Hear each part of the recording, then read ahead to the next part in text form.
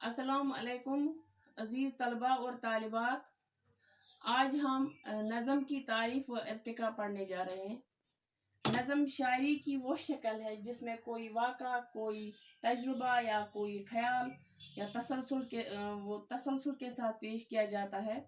हैयत के लिहाज से नज़म की 4 किस्में हैं: पाबंद नज़म, नज़म मुवरा, आज़ाद नज़म और नसरी नज़म। ये मैंने थोड़ा सा लिखा है इसके बारे में, अब हम बाकायदा ये पढ़ेंगे। नज़म के लुग़वी माने हैं मोती परोना, आरास्ता करना वगैरह। यूं तो हर कलाम यानी जो गज़ल या बाकी जो है उसको भी नज़म ही कहते हैं। अगर सही उस तरह से जाए तो बाकी जो किस्में हैं, मसनवी है, मरसिया है, गज़ल है, जब शायरी की सनत की जब पढ़ते उसके बारे में पढ़ते इस सारी को नज़म कहते हैं। लेकिन अदबी इस्लाम में नज़म से मुराद वो शायरी सनत जिसमें किसी मौजू पर राबिता व तसलसल के साथ इजहारी ख्याल किया गया हो, जिसके पढ़ने के बाद इसके मौजू की इब्तिदा व इर्तिका और नुक्ता उरूज वाज़िह तौर पर सामने आ जाए। उर्दू नज़म का इर्तिका इसके बाद नज़म उर्दू में पहले से ही मौजूद थी।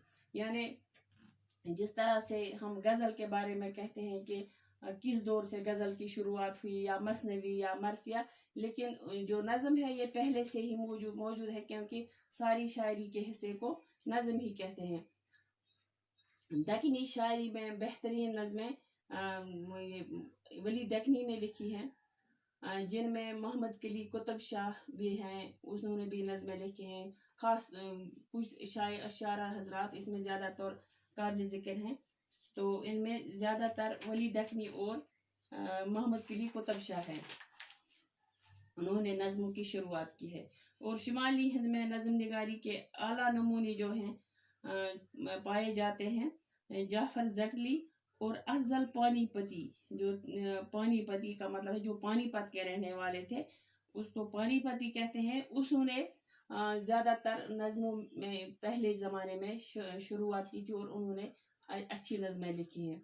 और शुमाली हिंद का अकेला जो शायर था नज़ीर अकबर आबादी, तो उन्होंने वो सब नज़म निगारों पर बारी पड़े, उन्होंने बहुत अच्छी नज़में लिखी हैं। अकबर इलाहाबादी ने भी बहुत उन्होंने तंज़ और ज़राफ़त की मौजूद में नज़में लिखी, यानी कि उनकी नज़मों में तंज़ और ज़राफ़त मौजूद है, उसका सहारा लिया है उन्होंने, और उस तरह से उन्होंने अपनी नज़म निगारी को आगे बढ़ाया।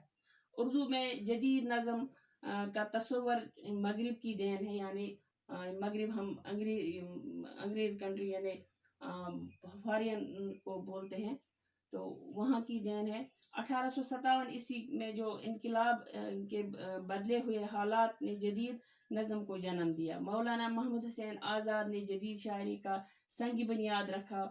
अंजुमन पंजाब के ज़ेर एहतिमाम अगस्त 1847 ईस्वी का जो जलसा हुआ, उसमें उन्होंने अपनी नज़म पढ़ी, जिसका नाम ख़यालात नज़म और कलामी मौजून उसका मौजू था। उसके तहत उन्होंने नज़म पढ़ी, अपनी पहली नज़म।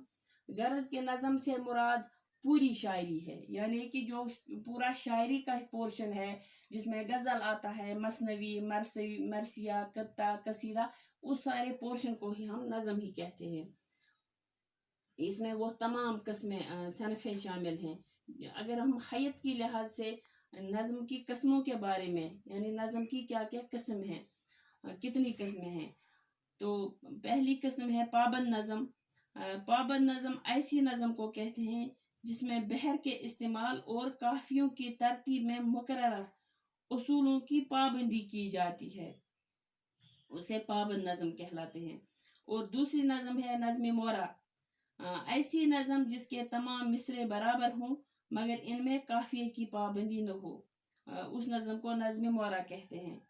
और तीसरी किस्म है आज़ाद नज़म। आज़ाद नज़म जिसके मिसरे छोटे बड़े हों, उसमें कोई पाबंदी नहीं और ना काफिया की पाबंदी है, वो ऐसी नज़म को, यानी कि उसमें कोई पाबंदी नहीं, चाहे काफिया है या ना है, या छोटे बड़े मिसरे हों या कितनी बड़ी है नज़म, उसमें पाबंदी नहीं, इसीलिए इसको पाबंद नज़म कहते हैं। और नसरी नज़म चौथी किस्म है। ये नज़म छोटी ہے چھوٹی چھوٹی سطروں والی ہوتی ہے اور اس میں ردیف اور قافیہ اور وزن کی پابندی نہیں ہوتی ہے اور اسے نثری نظم کہتے ہیں. تو یہ ہم نے آج نظم کی تاریخ پڑھی. کل انشاءاللہ ہم تشریح پڑھیں گے. آج کے لیے اتنا، باقی وسلام.